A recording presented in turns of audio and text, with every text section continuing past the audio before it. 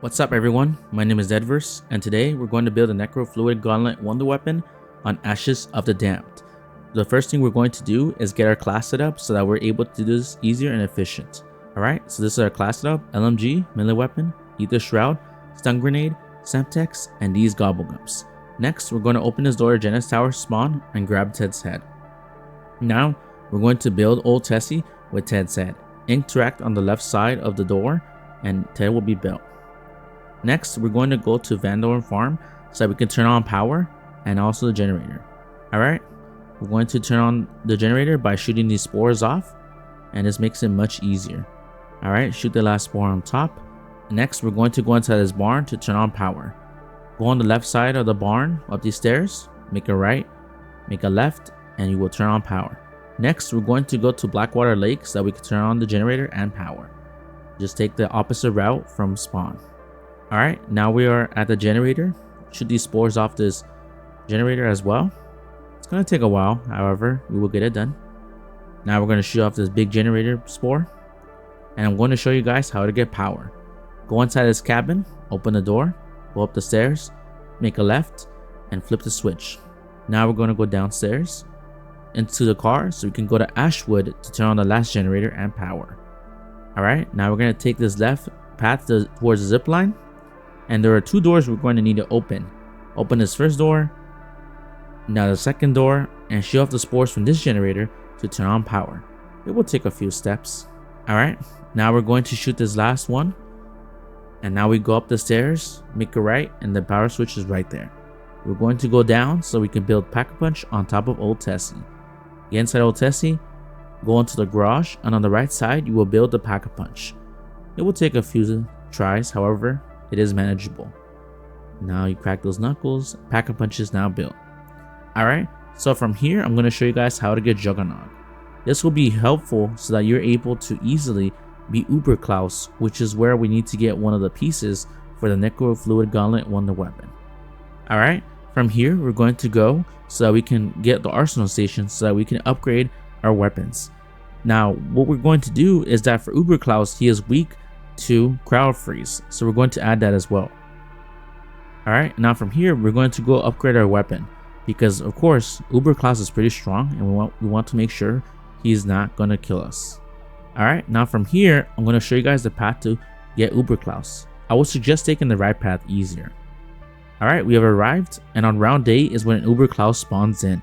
He's going to come from this crate. Now you have to be very careful because he launches these rings that can easily kill you with electricity. I would stun him first and shoot off his armor pads, which can disable his armor and make it easier to kill him at the end. Now we're going to shoot this last armor pad on his left side. He punches us, but it's okay because we just got Uber Klaus out of his suit. Alright, we're going to shoot him, and now the piece, the stabilizer, will be used for the Easter egg to get the wonder weapon, the Necrofluid Gauntlet. Alright, now from here what we're going to do is we're going to get our stuns back. So just take the same route as you took to get Juggernaut. However, instead of going to the right side, we're just going to go straight, and this will take us to the crafting table to get our Semtexes back and our stuns, which is very easy indeed.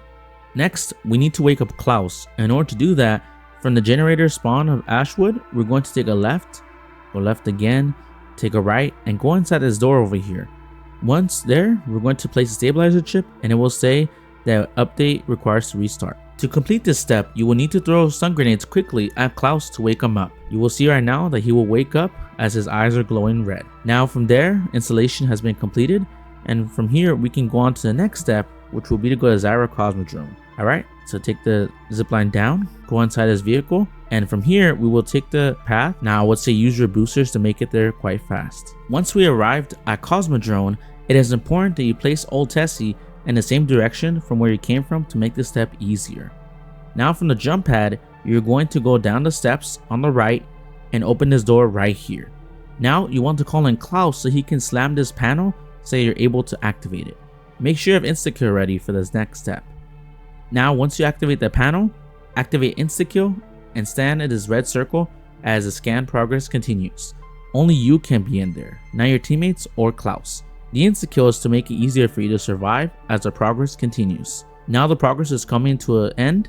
Next, you will grab this Aether Barrel and take it to your Old Tessie.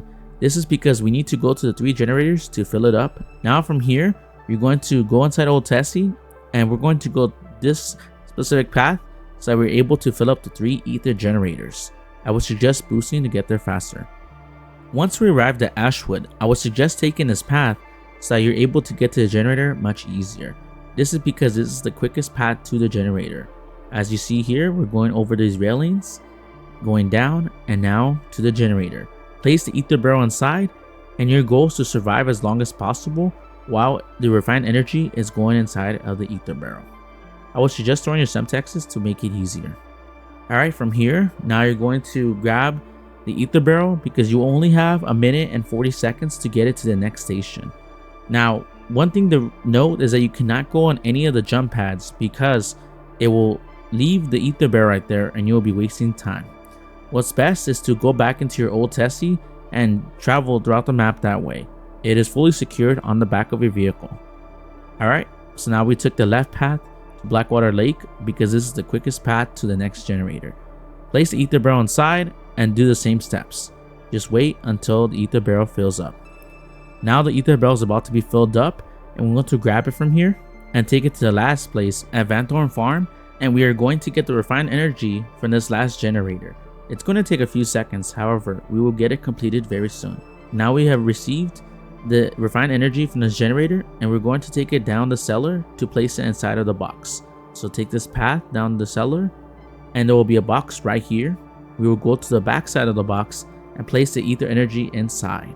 We are at the spawn of Van Thorn Farm, and there will be 3 symbols on these buildings. Take note of these symbols. We're going to use the jump pad to Genesis Towers, and you will see 3 symbols right there. But it's okay, don't worry. We're going to go back anyways, and this will be easier for you to see. We're going to take the jump pad back to Van Thorn Farm, and you will see where the 3 symbols are located.